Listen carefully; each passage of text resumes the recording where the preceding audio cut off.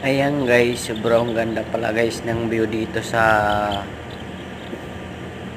kabukiran ng Tarlac. Ayan guys, nakikita nyo yung mga tanawin dyan guys, paikot. Ayan. Sobrang ganda talaga guys. Ayan, yung ano guys, Arayat nandun yan. Siya yung Arayat.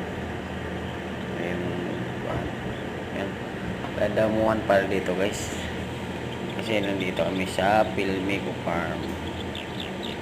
Yan, sobrang ganda pa ng ulap guys, tingnan nyo. Yan, ganda ng ulap mo.